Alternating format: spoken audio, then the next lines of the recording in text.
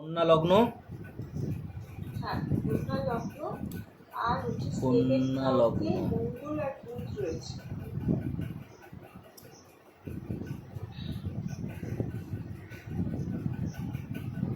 কন্যা লগ্ন 7th হাউসে মঙ্গল আর বুধ। বলুন।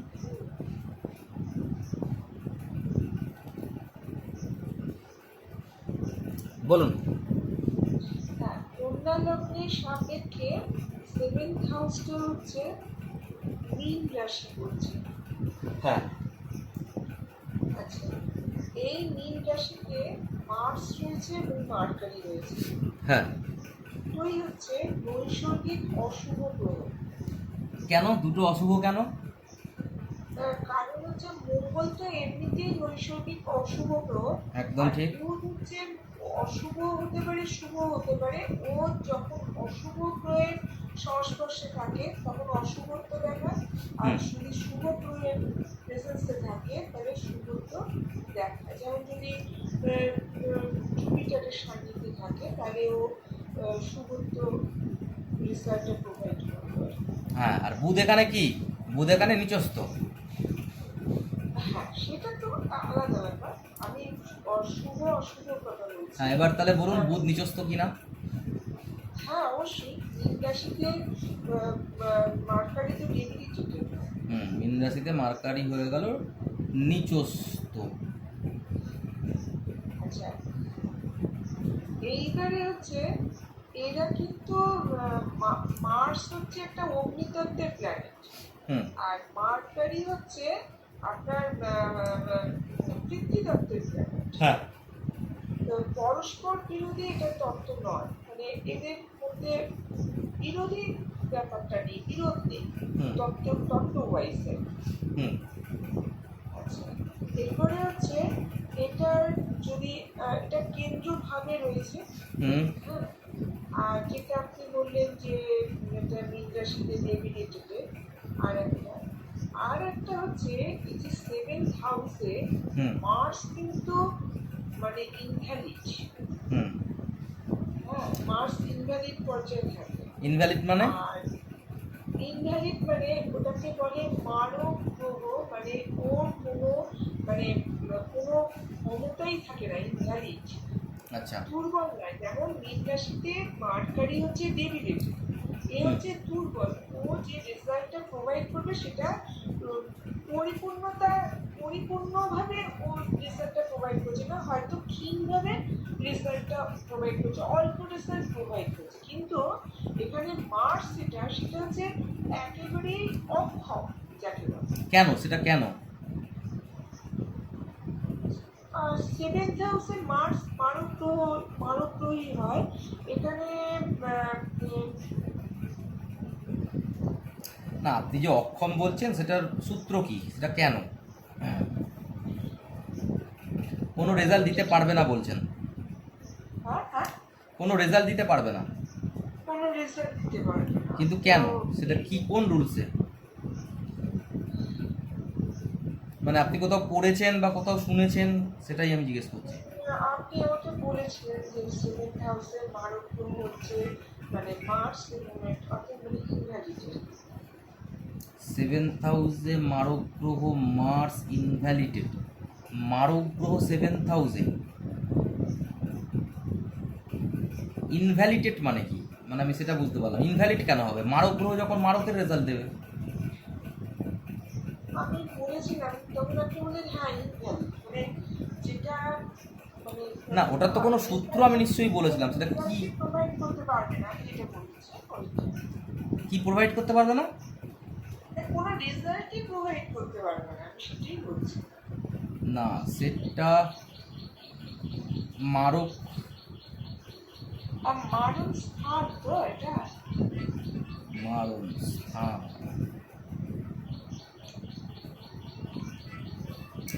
স্থানটা তো মারক, সে তো ঠিক আছে। ঠিক আছে, আপনি এগোন তারপর।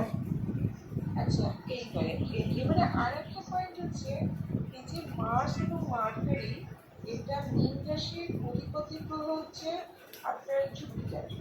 জুপিটারের গ্রহে, এই জুপিটারের বিয়ে মানে ঘরে হাউসে মার্স এসেছে, এই হচ্ছে বন্ধু, বন্ধু প্ল্যানেট এসেছে। হুম আর একটা মানে মার্কারি কিন্তু তার জুপিটারে দিয়ে এসেছে, কিন্তু জুপিটার এই মার্কারিকে পছন্দ করে না।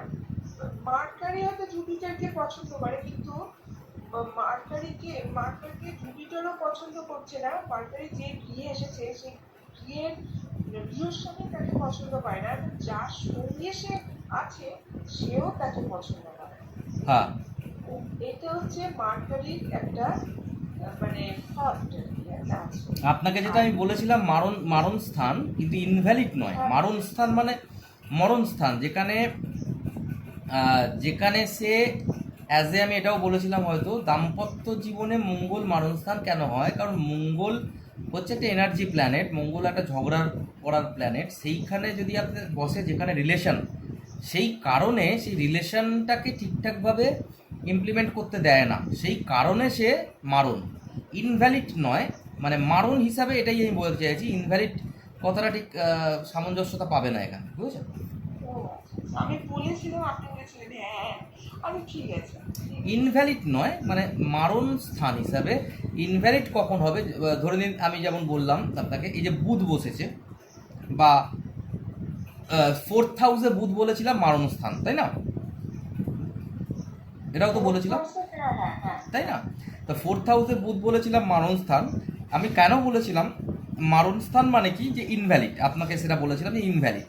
এটা বোঝাবার জন্য বলেছিলাম যে ইনভ্যালিড কোনো প্ল্যানেটই কোনো জায়গায় ইনভ্যালিড হচ্ছে না। আমি জাস্ট এই কারণে বলেছিলাম ইনভ্যালিড, যাতে আপনি বুঝতে পারেন। 4th হাউস হচ্ছে ঘরের জায়গা, মায়ের জায়গা। মায়ের সাথে আপনি সবসময় বুদ্ধি রেখে কাজ করবেন, যেখানে আবেগ থাকবে না, শুধু মাথা দিয়ে কাজ করবেন, বা বাড়ির লোকেদের সাথে আপনি বুদ্ধি দিয়ে কাজ করবেন, আবেগ দিয়ে কাজ করবেন না, সেটা ঠিক নয়। তাই সেখানে বুধ ইনভ্যালিড হয়ে যায়, মারণ স্থানের কাজ করে। ইনভ্যালিড হিসাবে আমি সেইটা বলেছিলাম, যে ঘরের সুখের জন্য ইনভ্যালিড, ঘরের সুখের জন্য, বুঝেছেন? যেমন 7th হাউসে মঙ্গল রিলেশনের সুখের জন্য ইনভ্যালিড, নট ইনভ্যালিড মানে মঙ্গল কোনো রেজাল্টই দেবে না, এই ইনভ্যালিড নয়। ও আচ্ছা আচ্ছা। ব্যাপারটা আপনি বুঝে ফেলেছেন অন্য টাইপের, কিন্তু ব্যাপারটা আমি এইভাবে বোঝাতে চাইছি। ইনভ্যালিড মানে কি, যে 7th হাউসের সুখের জন্য ইনভ্যালিড নয়। 7th হাউসের সুখটা প্রোভাইড করতে পারবে না মঙ্গল যদি বসে, কারণ ওখানেও মরণাপন্ন হয়ে যাচ্ছে, আমি দিতে পারছি না সুখ 7th হাউসে, কারণ আমার ক্যারেক্টারের সাথে ম্যাচ করছে না। হ্যাঁ আর 4th হাউসে বুধও তাই, আমার ক্যারেক্টারের সাথে ঘর ম্যাচ করছে না। আমি বুদ্ধি দিয়ে কাজ করি, কিন্তু ঘরেতে কি বুদ্ধি চলে, মায়ের সাথে কি বুদ্ধি চলে? তাই আমি বলেছিলাম ইনভ্যালিড করবে মায়ের সুখের দিক থেকে। আচ্ছা। বোঝা গেল? নিন, এবার বলুন আগে। আচ্ছা, তা এবারে ওরা যে গৃহটা রয়েছে সেখানে মানে মার্কারির পজিশনটা হচ্ছে, সে যে গৃহে রয়েছে এবং যার সঙ্গে রয়েছে দুজনেই কিন্তু মার্কারিকে পছন্দ করে না। ভালো কথা। কিন্তু মার্স কিন্তু বন্ধু গৃহে রয়েছে, কিন্তু যার সঙ্গে আছে তাকে সে অপছন্দ করে না। যে আছে সে কিন্তু তাকে পছন্দ করে, কিন্তু সে নিজে তাকে পছন্দ করে না।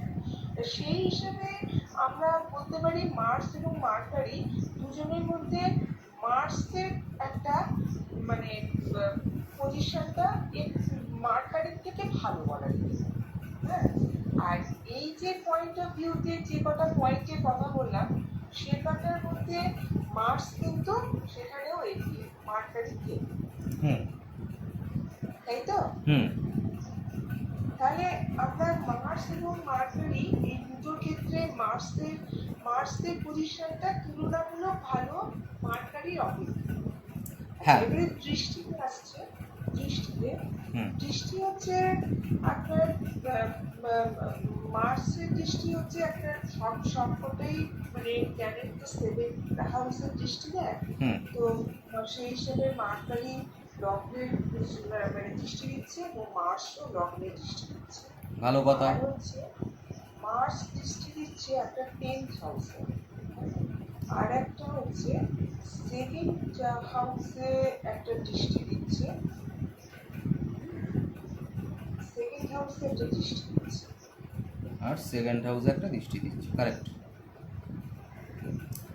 এইবার বলুন আগে, তারপর এইবারে এখানে দেখা যাচ্ছে যে তার নিজের ঘর ছাড়াও মার্স কিন্তু রেজাল্টটা প্রোভাইড করবে কর্মক্ষেত্রে, নিজের লগ্নের ক্ষেত্রে এবং অর্থ মানে ধনভাবে, যেটা ধনস্থানে সেই রেজাল্টটা দেবে। আর Correct. মার্কারি দেবে তার নিজের লগ্ন, কারেক্ট, 7th হাউসে দেবে আর লগ্নে দেবে। মার্সও দেবে লগ্নে। হুম।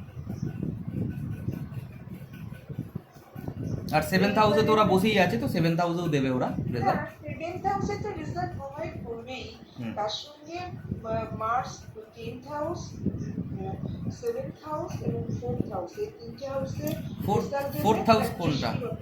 4th হাউস কোথায়? মানে 8th হাউসে। 8th হাউস কোথায়? এটা সেকেন্ড হাফ। হ্যাঁ হ্যাঁ, আপনি 8th হাউস, 8 দৃষ্টি বলুন। 4th দৃষ্টি লগ্নের 10th হাউস, লগ্ন আর 2nd হাউস। হ্যাঁ,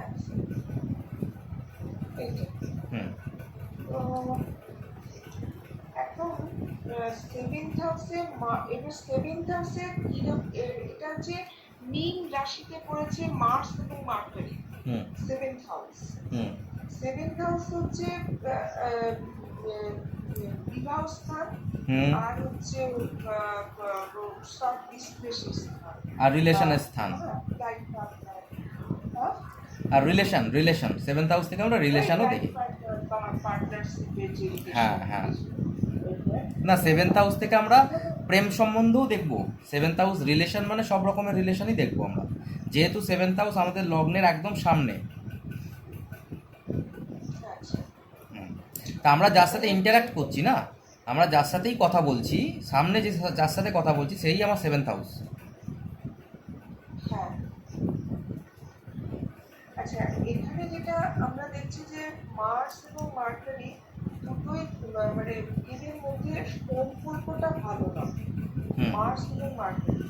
হুম। সুতরাং এই হাউসের মধ্যে একটা মানে কি বলবো, এর যদি মানে যে কোনো সম্পর্কের মধ্যেই এর মধ্যে একটা মিসআন্ডারস্ট্যান্ডিং এর একটা আভাস দেখা যাচ্ছে। ভেরি গুড, তারপর আচ্ছা, এইবারে যদি এই ব্যক্তি সৎ কোনো বিশ্লেষণ করে, সেখানেও কিন্তু একটা ভুল বোঝাবুঝি, একটা বা অশান্তির একটা আভাস দেখা যায়। ভেরি গুড, 100% রাইট, তারপর